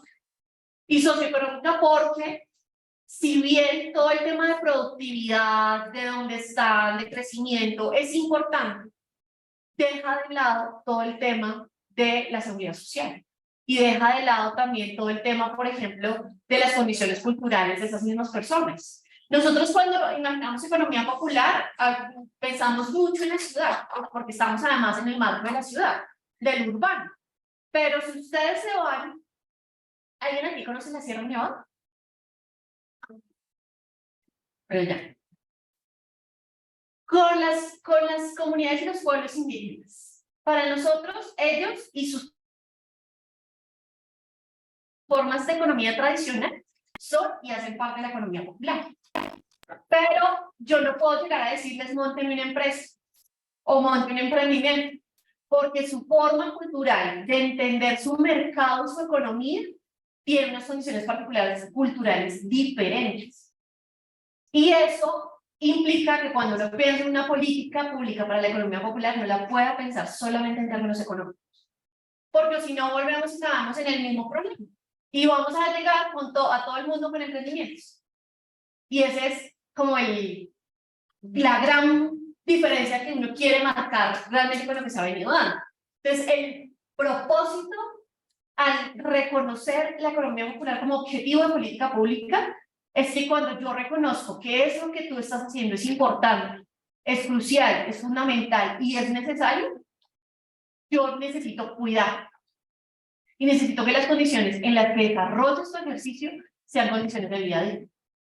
Y eso implica no solamente tener condiciones económicas, sino condiciones culturales, sociales y hasta condiciones tan básicas como condiciones jurídicas. Como que a ti no te puedan demandar por estar ahí, o que a ti no se te puedan llevar tu mercancía por estar en ese sitio, o que a ti no se te puedan llevar tus niños porque tus niños te colaboran a sacar el carrito. Entonces, bueno, eso por una parte. Sí, se me acaba el tiempo, a veces. Sí, listo. Trato de dar respuesta a lo que más pueda. Todo el tema de participación digamos, de esas poblaciones en la construcción de política pública. Que tiene que ver, voy a responder de última lo del tema de las reformas y de cómo hacemos la revolución. La participación. El gran problema, y los que acá hayan estudiado temas de política pública, pues van a saber que la gran crítica siempre a la política pública y especialmente a una política desde un enfoque muy burocrático o bebeliano de la burocracia, pues va a implicar que los participantes o los sujetos de la política pública no participan activamente de la construcción. Participan más como el objeto de aplicación que como un sujeto de construcción. Esto es una crítica estándar, el problema es que no la hemos podido superar porque no hemos podido encontrar cómo hacer que participen efectivamente. Hoy el mecanismo de participación efectiva más involucrante y vinculante que tenemos se llama consulta previa. Y solamente la tienen los pueblos y comunidades étnicas. El problema es que una consulta previa puede costar, por poquito que cueste, 9.000 millones de pesos. Y hay que hacerla con 3 grupos: negritudes, raizales, afropalenqueros, comunidades y pueblos indígenas y pueblo gitano rural. Entonces, cada uno de ellos son al menos casi 30.000 millones de pesos. Imagínate tú hacer una consulta previa con 50 millones de personas. Es monetaria y fiscalmente imposible de hacer. Ahora, ¿qué mecanismos buscamos para que haya participación vinculante en los FEDs? El gobierno decidió hacer las visitas regionales, los encuentros regionales, ¿cómo se llamaban? Los diálogos territoriales, muchas gracias, no me acordaba el nombre, los diálogos territoriales. Y en los diálogos recogió ciertas ideas y elementos que va a aplicar. ¿Quién es el custodio de eso? DNP y Ministerio del Interior. ¿Quiénes pueden saber cómo aplicarlo? Ellos. ¿Se hizo un trabajo para extrapolar cada una de las cosas en cada uno de los sectores para que lo estuvieran en cuenta? No. Si el sector ese día estuvo presente en Buenaventura, que creo que fue, por ejemplo, la que se hizo una de las que se hizo en el Pacífico, pues el sector puede decir, bueno, esta gente me dijo tal cosa, yo lo voy a tener en cuenta. Pero la cantidad de información que hay para sistematizar eso y después trasladar eso a cada uno de los sectores y que los tomadores de decisión de cada uno de los sectores tengan en cuenta eso para la construcción de política pública, difícil. Entonces, los diálogos sirven discursivamente y dentro de un cambio de panorama de política pública son importantes, pero en términos prácticos, recoger esa información para aplicar en la política pública, muy complejo. Especialmente porque a los asesores que somos finalmente quienes hacemos la política pública, pues muy seguramente esa información no nos va a llegar desagregada o digamos de forma que uno pueda integrar. ¿Qué es lo otro? Hoy el Consejo de Economía Popular, que es un artículo que quedó en el Plan Nacional de Desarrollo y se tiene que conformar, pues tiene un comité de varios sectores institucionales que lo está haciendo. Esa pregunta que tú me haces de cómo participar es la misma pregunta que hoy se está debatiendo ese comité que va a conformar el consejo. Porque quiere decir, yo tengo un consejo, en ese consejo van a estar unos ministerios y unas entidades. Listo, está ahí bien. ¿Cómo hago yo para escoger quiénes son los representantes de la economía popular que van a participar? Desde las unidades lo puedo hacer porque ellas están organizadas. Ellas tienen su superintendencia, tienen sus formas cooperativistas, mutuales y solidarias, pero la economía popular hasta ahora, no es que hasta ahora se esté organizando, se está hoy organizando alrededor de la nueva política. Está organizada, muchos del, bueno, organizada y no organizada, pero hoy se está organizando. Entonces, ¿yo cómo hago para decirles que en 2 meses se organicen, convoquen, elijan y voten los representantes de la economía popular, cuando los mismos debates entre ellos no se han dado?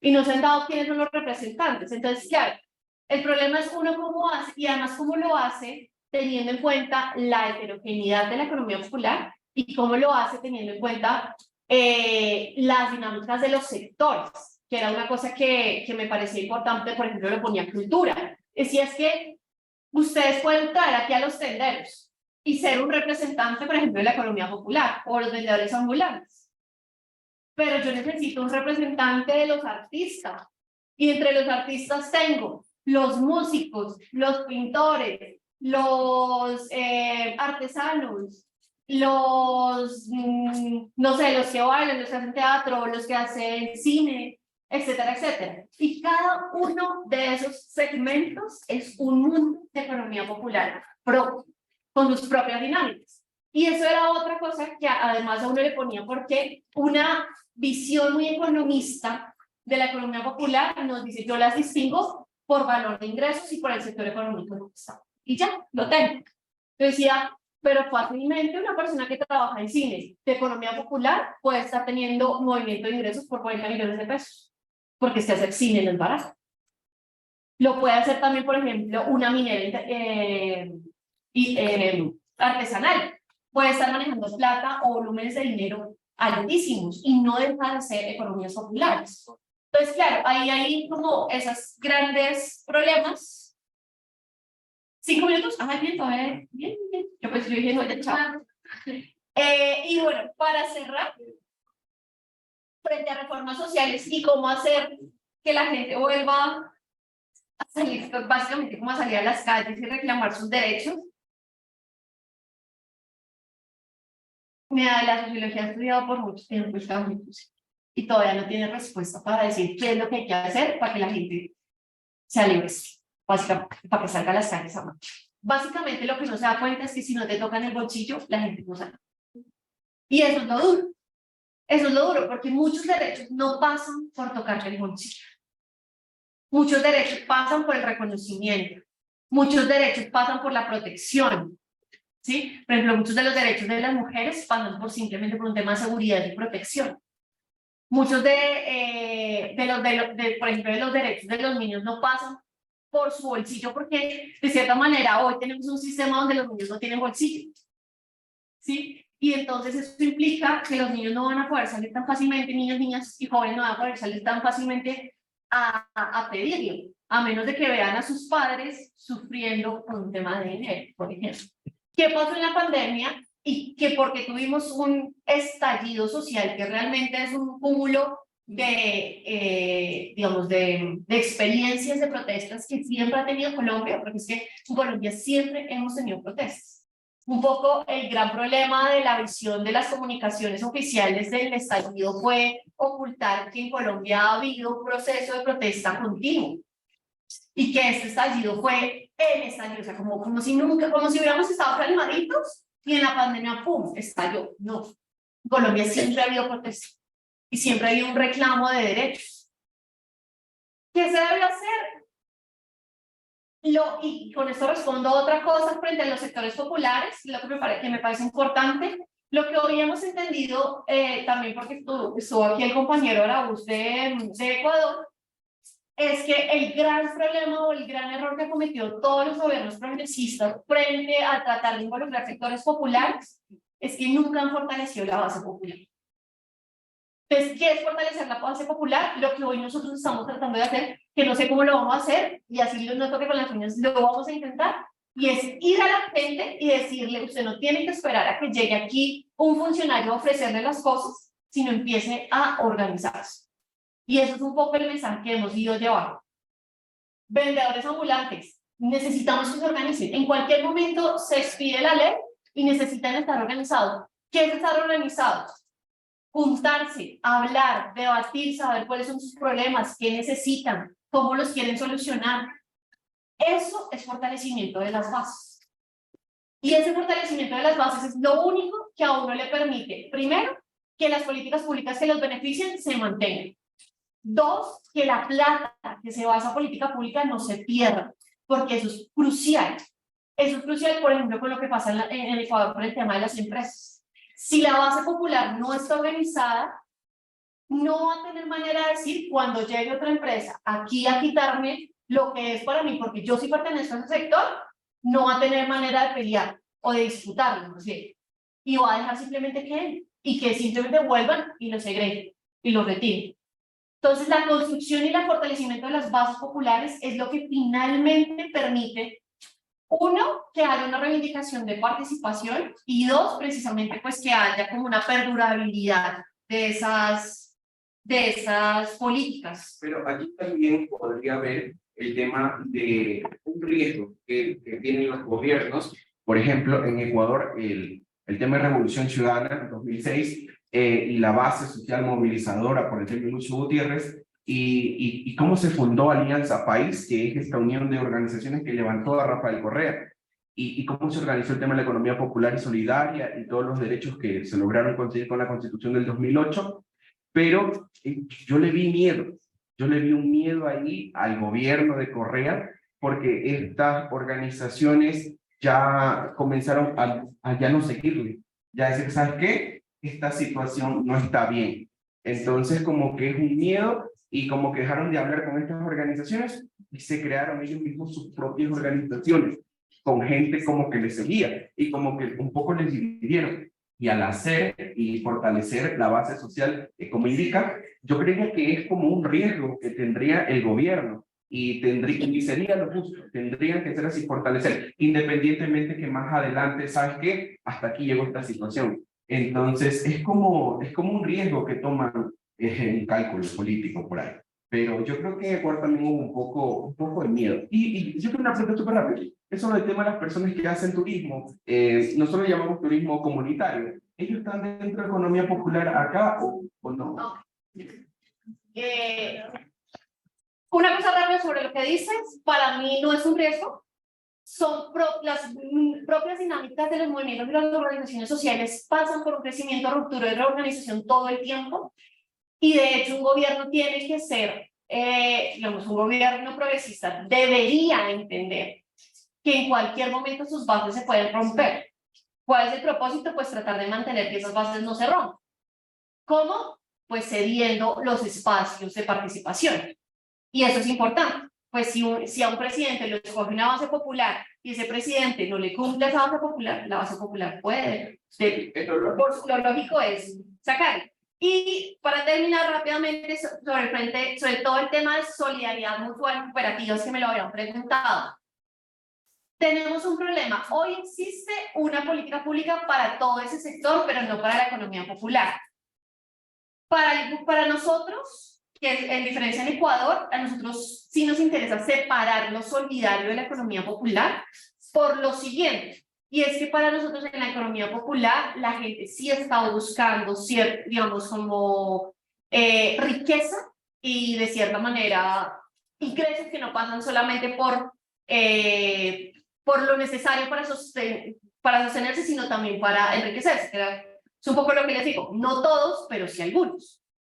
¿Qué es lo que pasa? Obviamente hoy el sector solidario, cooperativista y mutual está muy interesado en apoyar la política de la economía popular, pero nos toca tener cuidado con que no se lleven todos los beneficios de la economía popular porque ya tienen ellos su marco de beneficio. Entonces eso es muy importante. ¿A qué sí le estamos apostando? A todo el tema cooperativista y asociativo. Una de las reflexiones finales, porque creo que ya realmente no me queda más tiempo, y esto lo doy frente a la pandemia, pero también frente al tema de economías populares, y es uno de los principios o de los valores que más se opone al capitalismo y a la extracción que produce el capitalismo de nuestra fuerza de trabajo es la solidaridad. Esa solidaridad, lastimosamente durante pandemia, en algunos lugares tuvo su crecimiento y fue la manera en la que muchos encontraron cómo, digamos, cómo permanecer, cómo pervivir, pero para otros muchos esa solidaridad se perdió y nos volvimos mucho más individualistas de lo que era. Combatir el capitalismo es también combatir lo individual, y de esa manera, bueno, más que combatir, porque sacarle, ser una línea de fuga de ese sistema y de ese régimen de acumulación capitalista es ser también solidario asociativo. Lo que nos pesa a todos individualmente es mucho más fácil llevarlo cuando los llevamos varios hombros digamos, cuando el peso se lleva en varios hombros. Y por eso hoy la apuesta que queremos un poco cambiar de la inclusión financiera es: yo necesito crear un círculo virtuoso en la que el crédito busque que la gente se asocie, y la misma asociatividad y forma de agruparse genere nuevas maneras de entender el crédito. Entonces creería, yo terminaría con eso. Sé que hay más preguntas y eso, pero no quiero más abusar del tiempo dado. Muchas gracias a todos y todas por la invitación. Yo iba a decir que 5 minutos que están terminando de organizar el, ¿no? Pero yo les encuentro rápido ejemplificando lo que estás diciendo, y es que hace poco, pues un colectivo hicimos un encuentro de pequeños sindicatos, y coordinaron mucho los todos a esto que estaba diciendo Pau, como era la necesidad de la asociación, y les quería compartir porque se me hizo demasiado lindo, en verdad yo no podía. En ese encuentro de sindicatos pequeños había uno, pues había varios, pero uno que me llamó mucho la atención, que se llama Azotintros. Y era de Medellín, sí. Y es un sindicato de tinteras de un parque en Medellín, que todas se asociaron para, o sea, dejar de vender en su individualidad, sino que todas se juntan para alcanzar a ahorrar, para comprar su propia cocina, sus propias, digamos, máquinas de café, y entonces ya todas pueden facilitar muchísimo la vida, hacen el café todas juntas y lo venden juntas, y es como un ejercicio muy bonito de verdad de organización. También estuvieron obviamente pues un sindicato nuevo que hay aquí en Colombia, que es el sindicato de trabadores sexuales, que se llama Strasex, y también estaba, por ejemplo, el sindicato de rap, y también había uno de mujeres negras trabajadoras domésticas. Entonces me parece muy lindo cómo empezar a ver estas experiencias, y que no solo, digamos, estas personas que trabajan en sectores pues, laborales altamente vulnerabilizados como que se empiezan a unir, sino que también entre sindicatos empiecen a colaborar y a compartir experiencias. Entonces era como una forma de ejemplificar, o sea, es muy difícil uno decir como, bueno, que la gente se organice, pero digamos, viendo estos ejemplos, como que ya me quedó más claro cómo la gente puede empezar a colaborar entre ellos. Sí, entonces creo que tendríamos tiempo para otra pregunta. Para referirme rápido a eso.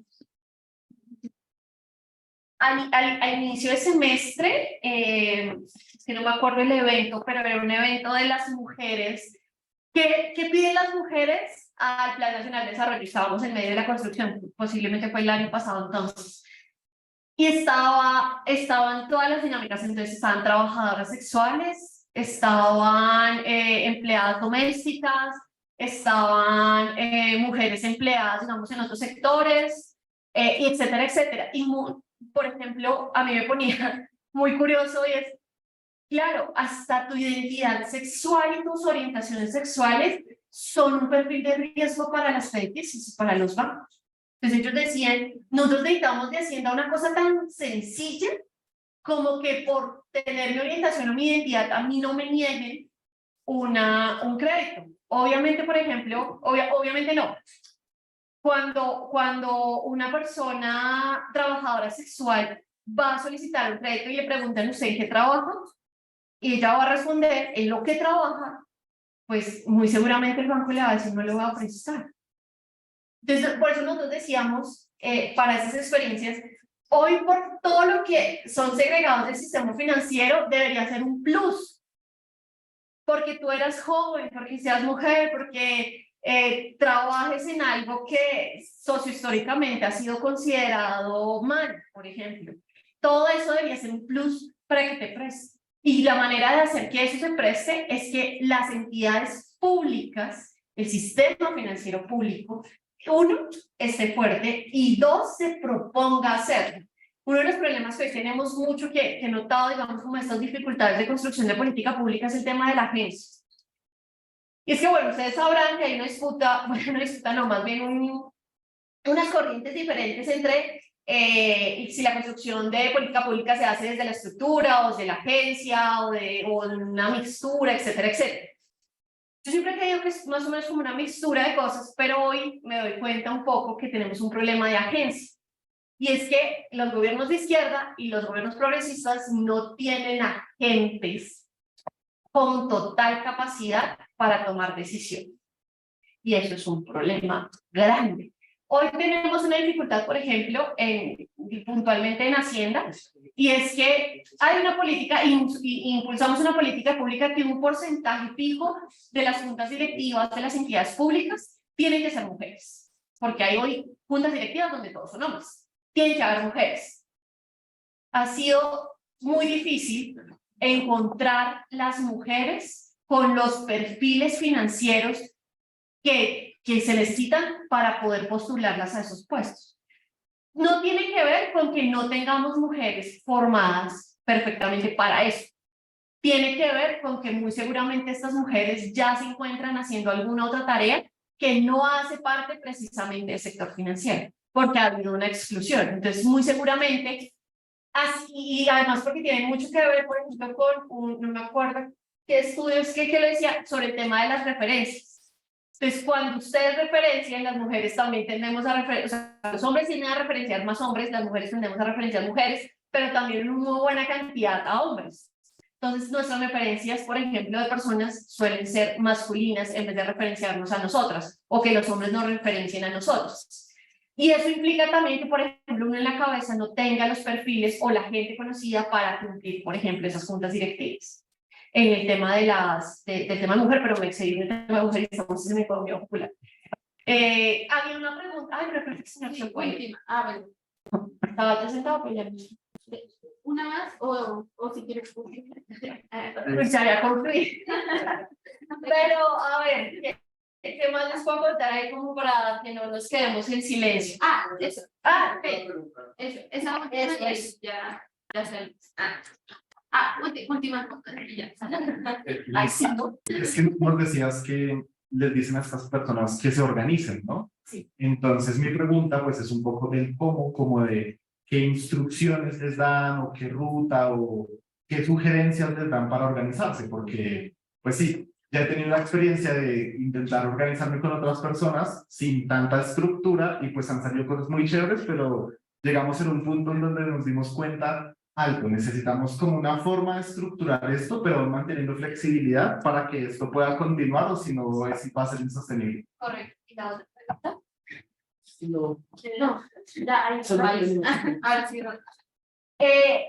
Bueno, el tema de organizar a los grupos y a las bases es más un tema que se trata desde la sociología y la antropología que desde la economía.